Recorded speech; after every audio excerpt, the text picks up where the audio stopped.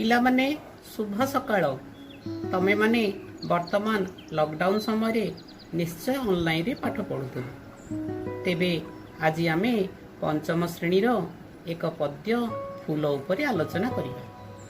एही फूल पद्यटी रे मोर उद्देश्य रहिछि पद्य केमिति आवृत्ति करिबा एवं आवृत्तिर प्रकार भेद।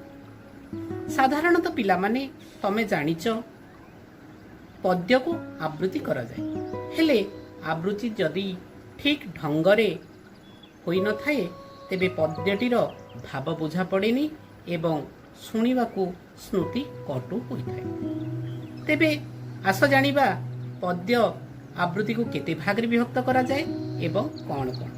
साधारणतः पद्य आवृत्ति को दुई भाग रे विभक्त करा जाए।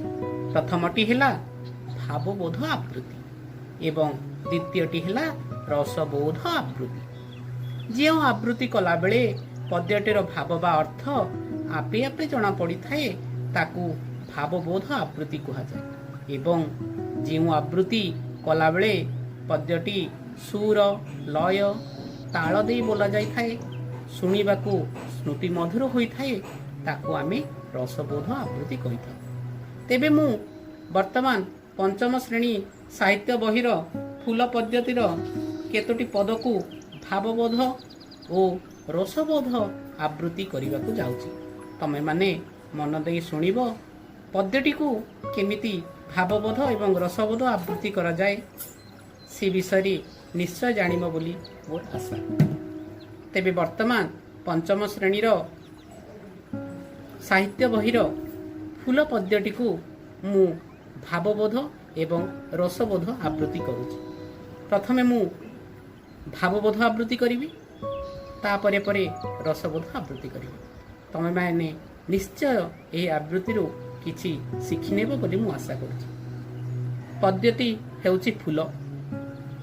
मो बास गछरी लटा बुदारी साग सियाळीरी घास हुडारी मुथाए पर्वते जलस्थळरी वन उपवने कूलकंदरी मुथाए कुंजरे मंदिर पासे संज सकाळ रे मु फुटी बासे मोर रूप सुंदर केते निर्मल पतर उपरे दिशे सुढळ। एडी हेला भावबोध आवृत्ति एवं एही आवृत्ति रु आमे साधारणतः फूल विषय रे एवं तार स्थान विषय रे जानि पारुछु।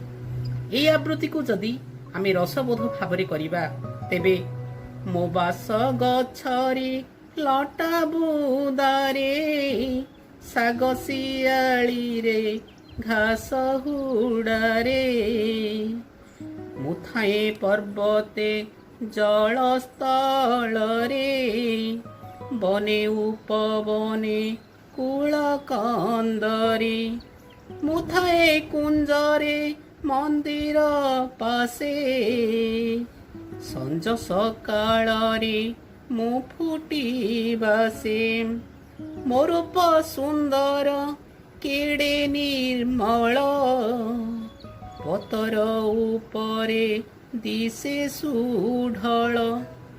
एठी हेउची रसबोध आवृत्ति जहाँकि आमको शुणिबाकू अति सुंदर एवं स्मृति मधुर लगुची, हेले भाव कौन ताहा आमे एते स्पष्ट भाव में बारी पारुनी जेमिति कि आमे भावबोध आवृत्ति रे बुझी पारुथिले।